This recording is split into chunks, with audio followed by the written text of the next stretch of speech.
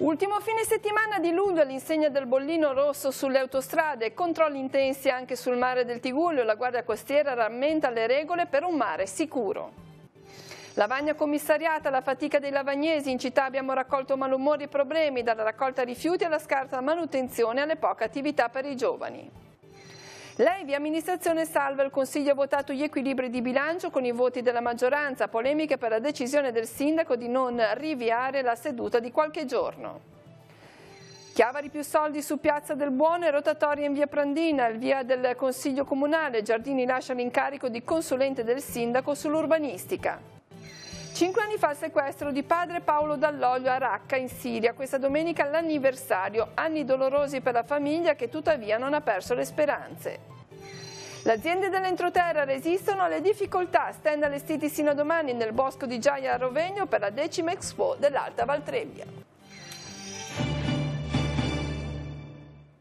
Buonasera a tutti, ben arrivati a Tigullio. Oggi dedichiamo l'apertura a temi tipicamente estivi perché siamo proprio nell'ultimo fine settimana del mese luglio, un fine settimana che è stato indicato con il bollino rosso per quanto riguarda il traffico stradale ed autostradale. E dovremo essere in grado di collegarci in diretta telefonica proprio con il comandante della Polizia Stradale di Chiavari, Massimo Barletta, per avere un aggiornamento in tempo reale su quello che è stato definito l'esodo di fine luglio. Intanto buonasera comandante. Buonasera a voi e a tutti gli ascoltatori di Teleradio Pace. Abbiamo avuto effettivamente una situazione di traffico molto sostenuto già a partire da questa mattina su tutto il nodo autostradale di Genova e su tutte le tratte che ci riguardano più da vicino. Al momento il traffico è decisamente calato, l'unica segnalazione attiva riguarda una coda in uscita a Genova Ovest per traffico intenso per circolazione proveniente da nord diretta verso mare. In questo caso abbiamo la circolazione diretta all'imbarco con i traghetti, ma la segnalazione delle 17:39 ancora attiva sul sito di Autostrade al momento è praticamente risolta in quanto vi è un residuo sull'elicoidale, ma il traffico si è decisamente sfoltito. Quindi ripeto, al momento non abbiamo criticità da segnalare, il traffico è stato molto sostenuto ma assolutamente senza incidenti di sorta, quindi diciamo che le previsioni hanno assolutamente centrato quelli che sono stati gli spostamenti sull'asse nord-sud, quindi con direzione dalle grandi città verso le riviere e verso il sud Italia per il raggiungimento delle località turistiche, ma fortunatamente il tutto si è svolto senza alcuna criticità di sorta. Speriamo che prosegua così, naturalmente sarà un fine settimana di attività sostenuta anche per la Polizia Stradale. Sì, è un fine settimana di attività molto sostenuta, abbiamo fatto tutti gli sforzi possibili per mettere in campo il maggior numero di pattuglie. Oggi abbiamo avuto alcuni interventi per rinvenimenti di, ad esempio, quello che ci ha dato la maggiore soddisfazione è stato il rinvenimento di una borsa e la restituzione al legittimo proprietario di una borsa, appunto dicevo, contenente biglietti per l'imbarco, telefoni cellulari, portafogli, carte di credito, però siamo riusciti a rintracciare la coppia che stava andando verso Livorno, non si era accorta di aver lasciato la borsa e quindi diciamo che anche per loro è stata una piacevole sorpresa visto che sarebbero arrivati a Piombino senza i biglietti per l'imbarco previsto oggi.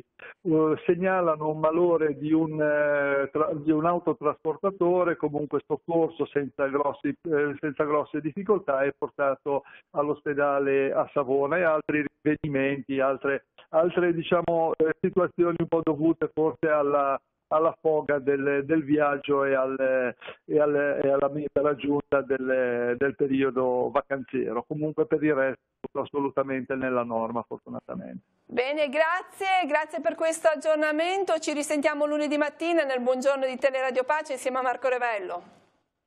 Grazie a voi per l'attenzione, buona serata a voi dalla redazione, ai tecnici e a tutti gli ascoltatori di Teleradio Pace.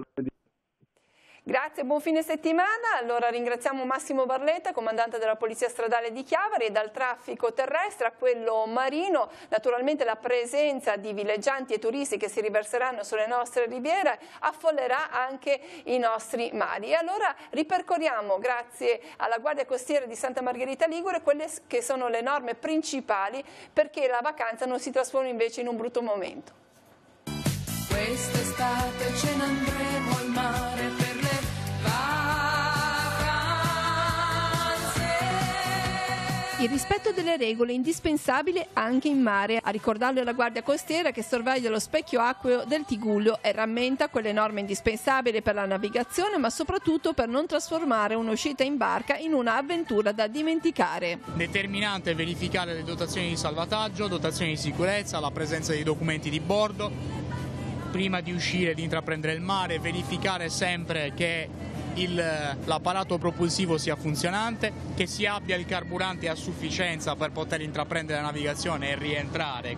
La verifica delle condizioni meteo è fondamentale sia per non esporsi a pericoli, ma anche perché il consumo di carburante è differente. Ovviamente un'unità che naviga in presenza di condizioni meteo marine avverse consuma leggermente di più, ma sconsiglio sempre di intraprendere la navigazione se si è in presenza di condizioni meteo marine avverse o instabili. Non solo i diportisti, ma anche i bagnanti sono tenuti a piccoli adempimenti. In primo luogo prendere visione delle eventuali ordinanze emesse dall'autorità marittima e dall'amministrazione comunale.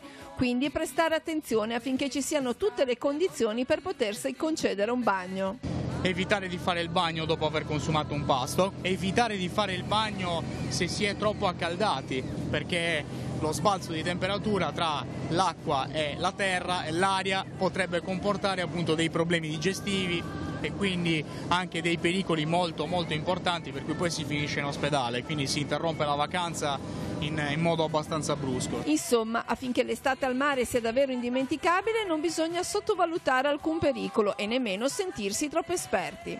Il mare va sempre rispettato, esperienza o meno non bisogna mai sottovalutarlo e quindi tenere in debito conto che nel dubbio è meglio rimandare la nostra gita in barca ad un giorno in cui siamo tranquilli che le condizioni meteo marine sono appunto favorevoli. Se nonostante tutto ci si trovasse in difficoltà c'è sempre la possibilità di chiedere un aiuto. La chiamata di soccorso sul canale VHF, il canale 16, oppure se si ha a disposizione il telefono cellulare molto diffuso, si possono digitare due numeri, l'112 oppure il numero blu, il 1530, attivo 365 giorni all'anno, 24 ore su 24.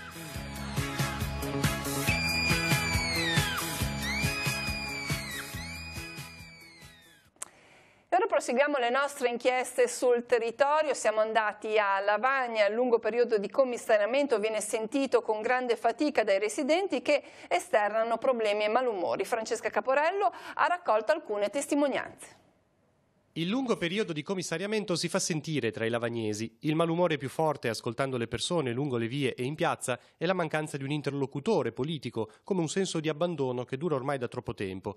Tra i residenti si respira la fatica di questo periodo di transizione che sembra non finire mai. C'è un marciapiede giù a Lavagna in Corso Genoa che è 3 anni che frana un muro e sono 3 anni che lì siamo con la stessa rete, sono già andati in comune, se veniamo, non veniamo, veniamo, non veniamo. Sono tanto attese queste elezioni comunali. Io spero che l'anno prossimo andiamo alle elezioni, andiamo. Non c'è niente per i giovani a Lavagna. Io sono uscita l'altra sera alle 8, c'era tutto il Carugio, tutti i negozi chiusi. Un po' di attenzione anche per i residenti che pagano le tasse, sarebbe anche importante per la sicurezza.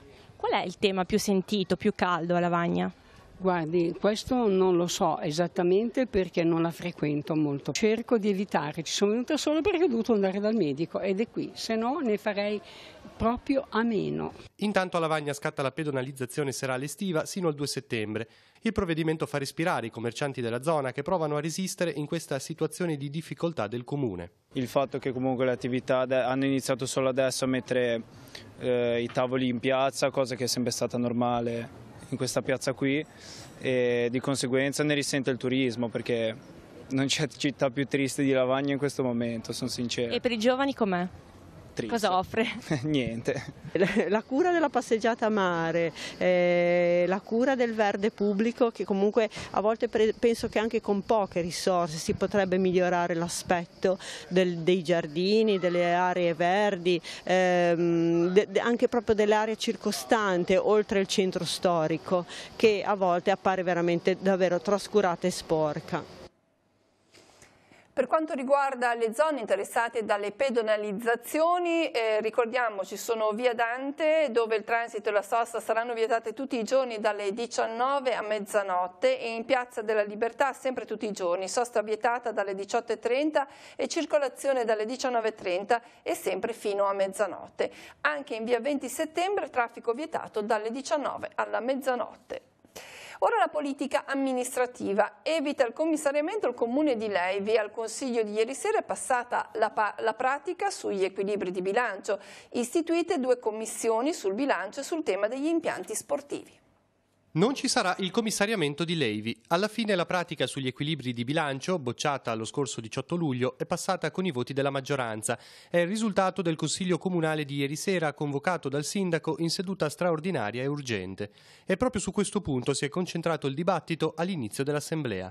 Dai banchi dell'opposizione, Daniela Prato ha spiegato che non c'era motivo di urgenza. L'unico tema con un termine di scadenza erano gli equilibri di bilancio, ma c'era tempo sino al 31 luglio. Inoltre, ha proseguito Prato, nella riunione di capigruppo che si è svolta mercoledì con il sindaco, fissata per trovare un punto di accordo sulla questione, avevamo chiesto qualche giorno in più affinché 2 dei consiglieri di Alternativa per Levi, che erano assenti, potessero avere il tempo per valutare i vari aspetti del dibattito. Poi, invece, la convocazione del Consiglio da parte del primo cittadino. Nel corso della seduta, Vittorio Centanaro ha respinto le accuse al mittente e lo fa anche questa mattina. Non accetto la richiesta di avere più tempo, dice. L'Assemblea è stata convocata entro i termini, 2 giorni in più non avrebbero cambiato nulla. Si tratta, spiega ancora, di una richiesta pretestuosa e forse concertata tra consiglieri di maggioranza e opposizione. Alla fine Daniela Prato è uscita dall'aula perché, afferma, sono stati lesi i diritti dell'opposizione. Dopo di lei sono usciti dall'aula anche Michele Marino e Angelo Solari e i numeri sono girati a favore del sindaco. Così è passata la pratica sugli equilibri di bilancio. Il consigliere Antonio Giorgio Solari ha poi proposto l'istituzione di una commissione sul bilancio e un gruppo di lavoro sugli impianti sportivi. La richiesta è passata all'unanimità.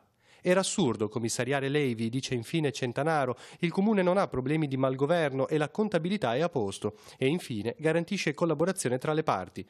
Tuttavia, sottolinea ancora questa mattina Daniela Prato, con il sindaco dice non si può discutere, non c'è dialogo con lui. Nessuno è per il commissario Levi, ma senza dialogo è come se ci fosse. A dirlo il consigliere di tutti per Levi, Angelo Solari, a sua volta, come abbiamo detto, è uscito dall'aula. Solari spiega di essere stato in ferie per una quindicina di giorni e di non aver potuto partecipare al primo consiglio. Rientrato da pochissimo, la convocazione della seduta in forma urgente non gli ha permesso di leggere in tempo i documenti. Un consigliere ha diritto di essere preparato, dice. C'era tempo per indire l'assemblea entro il 31 luglio. Sul tema interviene anche Roberta Podestà, che in aula è rimasta, sottolinea, affinché venissero approvate le commissioni dedicate al bilancio e agli impianti sportivi. Avremo perso altro tempo, dice, dimostreremo che il lavoro dei 2 gruppi, come si possano utilizzare i soldi dei cittadini per il bene di Levi. Bagarre anche in Consiglio Comunale a Chiavari, dove si votavano alcune variazioni di bilancio. L'amministrazione ha incrementato gli investimenti su Piazza del Buono e sulla rotatoria di Via Prandina. L'assemblea si è conclusa senza discutere le interpellanze di Noi di Chiavari sulla situazione del Torriglia e sulla colonia Fara. Per poterne parlare il gruppo chiede un Consiglio Comunale entro 20 giorni. Il comune di Chiavari incrementa gli investimenti su Piazza del Buono e sulla rotatoria di Via Prandina. Le variazioni al bilancio hanno ricevuto il via libera ieri in Consiglio. Nel quartiere di Ribasso la Giunta investirà 450.000 euro anziché 350, con un progetto che cambia rispetto alla prima bozza. Non ci sarà la pista di atletica, alla fine poco gradita dai residenti e vista con qualche dubbio anche dai maratoneti. Al suo posto un circuito con meno corsie e disponibile anche per girare in bicicletta, skate e così via. Il bar sarà spostato al centro, sarà aumentato il parchetto per i bimbi. Il piano d'opera definitivo sarà pronto per settembre. 20.000 euro in più sono stati messi a bilancio invece per la rotonda di via Prandina. Qui il Comune vuole una maggiore sicurezza per i bambini della primaria Solari. Si lavora per la realizzazione di un marciapiede fino a via Privata Paganini, per dei nuovi attraversamenti pedonali rialzati e per l'aggiunta del senso di marcia verso Corso Genova per chi proviene dall'Aurelia, in modo da evitare il traffico più pesante durante il periodo scolastico. Tra le altre pratiche, via libera l'adeguamento per 80-100.000 euro di spesa dell'ultimo piano del nuovo Palazzo di Giustizia, che sarà destinato alla Guardia di Finanza. Il gruppo di opposizione Noi di Chiavari protesta però su alcuni punti. La sistemazione di Piazza del Buono, scrivono, è fatta per accontentare tutti ma non accontenta nessuno. La nuova pista di atletica sembra inadeguata e poco sicura. Su questo aspetto peraltro il consigliere Giovanni Giardini ha deciso di rinunciare all'incarico di consulente del sindaco sull'urbanistica, poiché, ha spiegato in consiglio, non coinvolto nelle nuove scelte della giunta. In ogni caso rimane aggregato alla maggioranza. La rotatoria di via Prandina poi, proseguono i consiglieri Levaggi, Colombo e Silvia Garibaldi, sarà in contropendenza e anche in questo caso poco sicura. Alla fine non sono state trattate le interpellanze su Colonia Fara e Torriglia.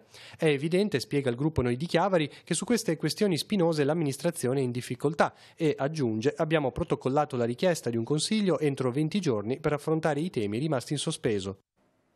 Il Comune di Chiavari ha chiesto alla Commissione della Corte d'Appello la possibilità di svincolare il quinto piano del nuovo Palazzo di Giustizia. Attualmente l'amministrazione ha la disponibilità di soli 100 metri quadrati. La Giunta di Capua chiede tutto il piano per poterlo destinare agli uffici dell'INPS. L'Istituto dovrà lasciare la sede situata in via Castagnola alla fine dell'anno e ha bisogno di una sistemazione. Il quinto piano del nuovo Palazzo di Giustizia si presenta come soluzione ideale. La sentenza della Commissione è prevista per il 13 di settembre. Zanzare, zecche e topi e allarme a Sestri Levante è quanto sostiene il consigliere di opposizione Marco Conti, che sul tema ha presentato un'interrogazione. La questione, scrive, interessa il centro ma anche numerosi quartieri periferici e le frazioni. Le segnalazioni da parte dei cittadini sarebbero in aumento. Secondo Conti la situazione si sarebbe venuta a creare con il sistema di raccolta rifiuti porta a porta, per i cestini spesso stracolmi, per lo scarso investimento nella disinfestazione e deratizzazione, per la scarsa pulizia di tombini e caditoie. Un siciliano di 36 anni si è incatenato ad un braccio all'ingresso del municipio di Santa Margherita Ligure. L'uomo affermava di non ricevere assistenza economica da parte del comune. Sul posto i carabinieri della locale compagnia, che hanno fatto ragionare l'uomo, censito in banca dati e poi slegato anche con la collaborazione del sindaco. I carabinieri di Lavagna hanno invece denunciato una italiana di 39 anni, casalinga, residente a Prato, per aver rubato in un negozio di cavi il portafoglio del titolare dell'esercizio. La donna ha agito con la complicità di altre 2 persone ancora da identificare. Nel portafoglio c'erano 2.000 euro. Per la 39enne, in precedenza già sottoposta all'obbligo di permanenza notturna nella comune di residenza, e al vaglio la richiesta cautelare da parte delle autorità giudiziarie di Genova e di Firenze. Voltiamo ora pagina. Il 29 luglio del 2013 veniva sequestrato il padre gesuita Paolo Dall'Oglio a Raqqa, città che di lì a poco sarebbe diventata la capitale siriana del sedicente Stato islamico. Domani sarà il 5° anniversario dal rapimento. Vatican News ha incontrato le sorelle del religioso, Francesca, Immacolata e Anna Maria Dall'Oglio, che nonostante gli anni dolorosi trascorsi non hanno mai perso la speranza di poter riabbracciare il fratello. Sono stati 5 anni molto lunghi, molto dolorosi, dove però abbiamo avuto anche l'opportunità di entrare dentro questa Siria, questa patria spirituale ma anche reale per Paolo. Io vorrei rivolgere un pensiero anche alla mia mamma, che sta aspettando il ritorno di questo figlio. Lei ha avuto occasione di scrivere un articolo per un bollettino della parrocchia, dove ha ricordato quando Paolo, andando in Libano nel lontano 77, quando era all'inizio proprio del suo noviziato, disse: vado a diventare arabo.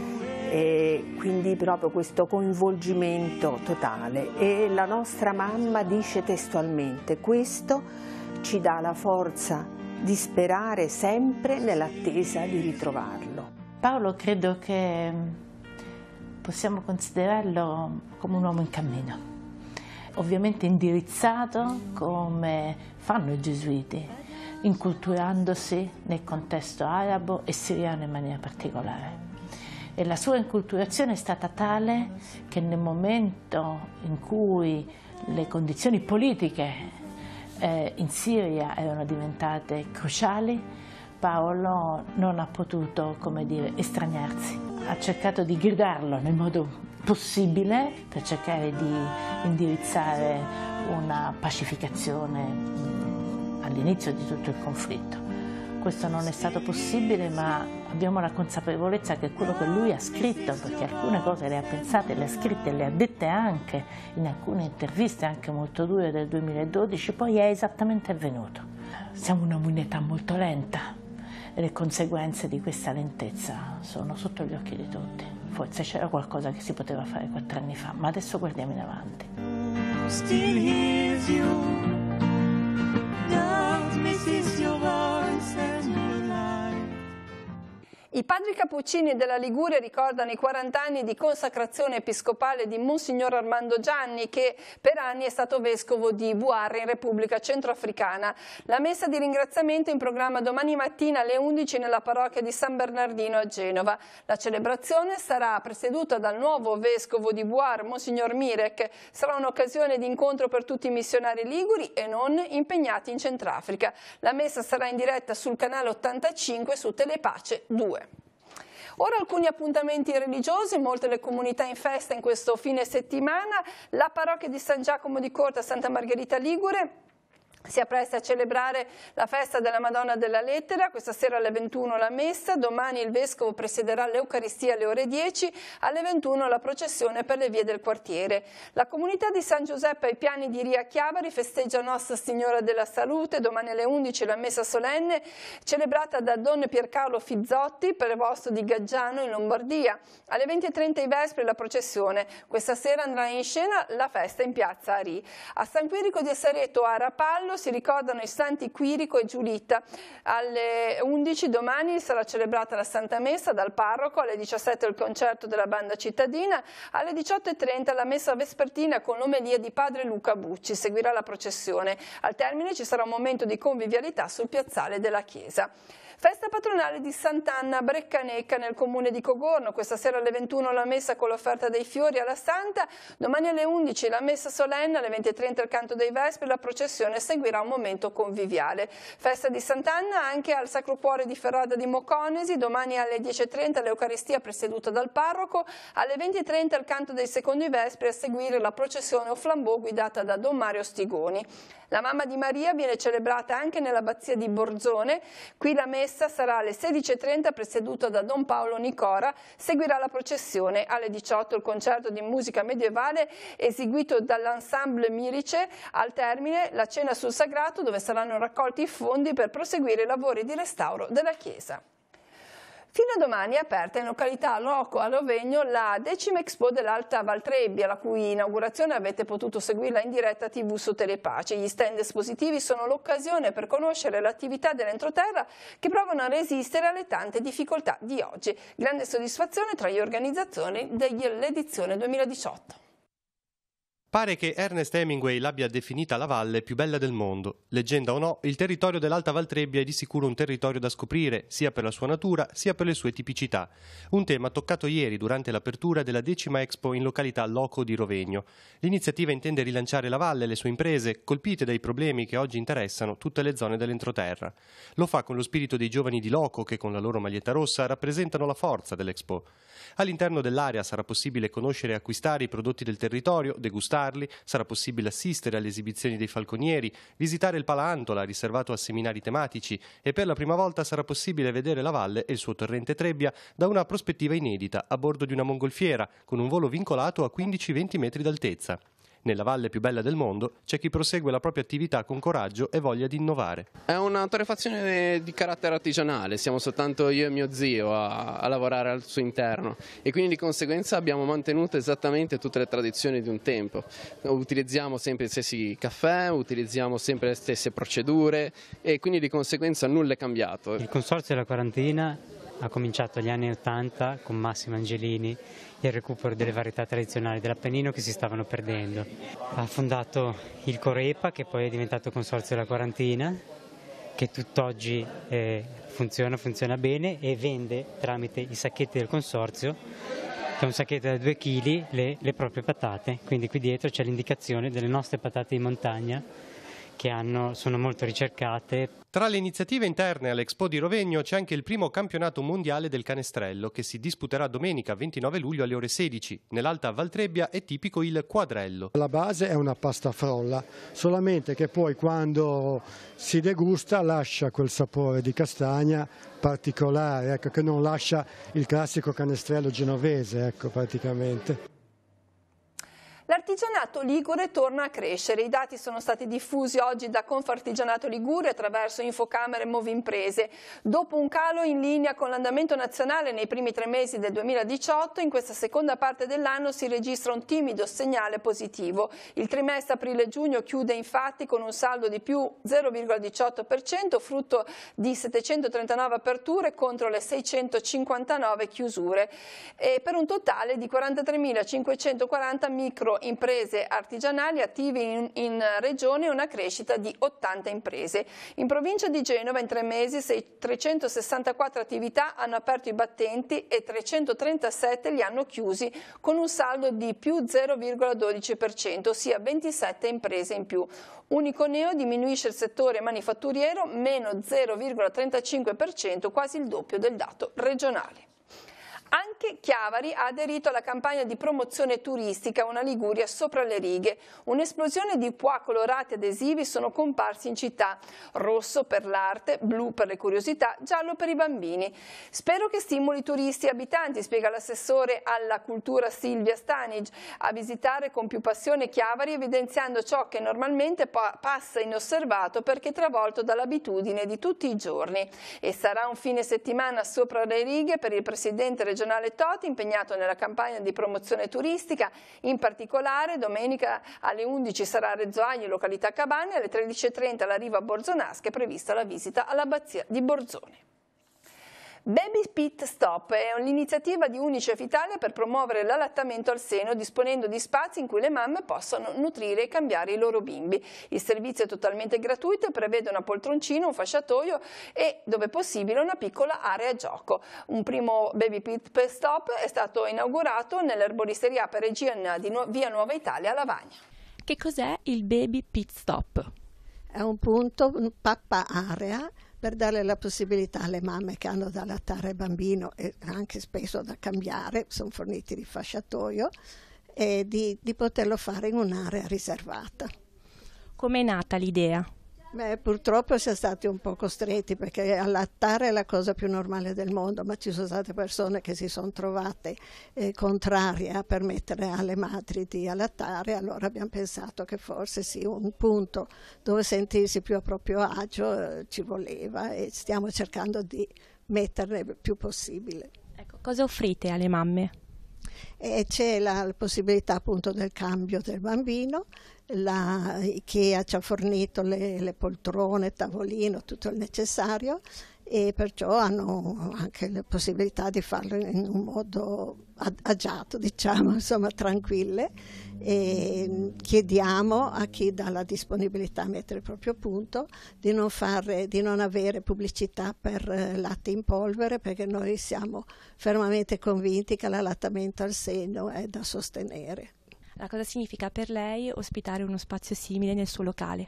Sono molto orgogliosa di questa iniziativa che mi hanno proposto di fare e che io ho messo a disposizione il negozio, tutto sempre molto gratuito, e ribadisco il concetto, perché secondo me i bambini sono la forza del mondo. Fine settimana all'insegna delle penne nere a Carasco, andiamo a leggere la notizia sul nostro sito teleradiopace.com. Carasco infatti ospita gli alpini della sezione di Genova, un'occasione per ricordare il centenario della Prima Guerra Mondiale e dalla nascita di Luigi Casaretto, alpino del battaglione Pieve di Teco e fondatore del gruppo di Carasco. Questa sera al parco di Via Piani si esibirà il coro Volce d'Alpe, domani sul piazzale di Via Piani alle 9:45 l'alzabandiera, alle 10:10 l'inizio della sfilata per le vie cittadine, alle 10:45 la messa all'aperto e a seguire le orazioni ufficiali. Alle 15:30 ci sarà l'esibizione della fanfara alpina e della Versiglia, il commiato alle 17:50. Ora sfogliamo insieme a Giacomo Rizzi l'agenda di Telepace per domani e per lunedì.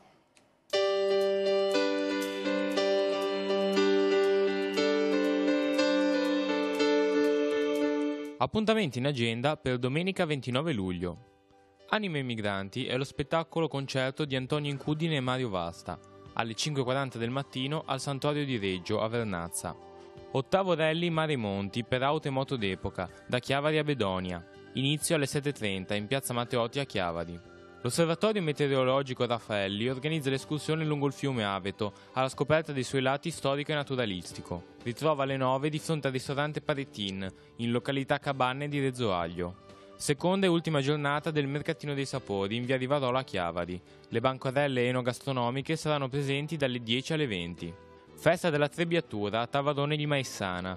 Inizio alle 16 con il corteo rievocativo dei contadini in festa che precederà la Trebbiatura. A seguire cena e serata danzante con i Caravel. L'ultima giornata del Chiavari Summer Dance Festival inizierà alle 17 al Palazzetto dello Sport di Chiavari. Serata dedicata ai bambini a Casalza Ligure. Dalle 18 in piazza Aldo Moro si terrà la manifestazione Dance Schiuma Party con varie attività organizzate dall'Arci Ragazzi Tigullio.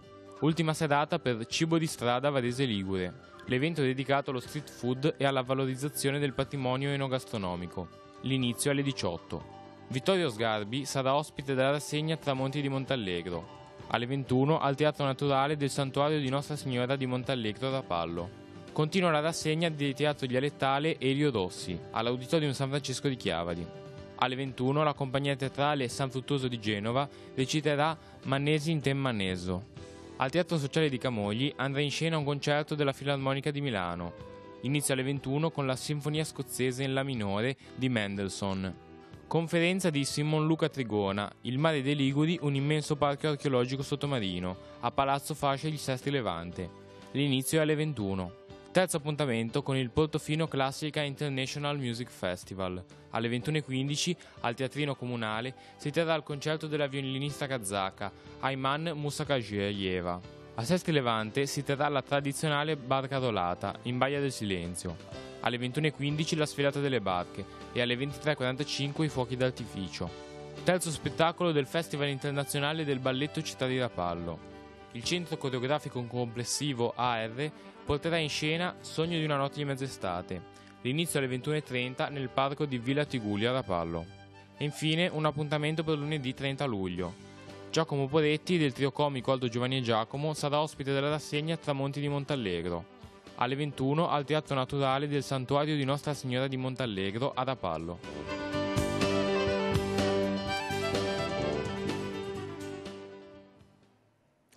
Passiamo ora allo sport, iniziamo con il calcio, la Serie C, un nuovo arrivo in casa Virtus Entella, possiamo vederlo anche in questa immagine dal sito della Virtus Entella, si tratta del centrocampista Andrea Paolucci, acquistato a titolo definitivo dalla Ternana. Paolucci, nato a Pescara il 23 novembre del 1986, ha giocato nel Cittadella dal 2012 al 2017 e nella Ternana nel corso dell'ultimo campionato.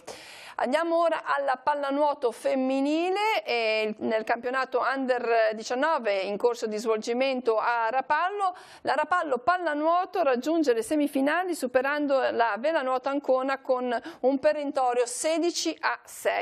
Partita mai in discussione con il primo quarto chiuso avanti di 4-1 e le avversarie sempre tenute a distanza di sicurezza. Questa sera alle 20 le giallo-blu giocano l'accesso alla finale contro l'Equipe Orizzonte. Nell'altra semifinale si sfideranno Rarinantes Florenza e Bugliasco 1951. La finale si giocherà domenica dalle 12:45 nella piscina comunale di Rapallo. E proprio nel corso di questa competizione sportiva è giunta la notizia di un lutto che ha colpito la pallanuoto, la scomparsa del presidente del Cosenza Pallanuoto Giancarlo Manna. Domani al fischio di inizio nella gara della finale per il primo e del secondo posto della Final 8 del campionato Under 19 sarà osservato un minuto di silenzio. Il presidente della Rapallo Pallanuoto Enrico Antonucci ha espresso il proprio cordoglio con un messaggio. Giancarlo Manna, grande amico, storico presidente e patron del Cosenza Pallanuoto, la pallanuoto italiana perde oggi un grande punto di riferimento. Le più sentite condoglianze naturalmente ai familiari e a tutta la società Cosenza Pallanuoto. Con questa notizia si conclude il nostro telegiornale. L'informazione di Telepace torna lunedì alle 7:30 con il buongiorno di Teleradio Pace e alle 12:45 con il TG13. Grazie a tutti dell'attenzione, buon fine settimana e buona domenica.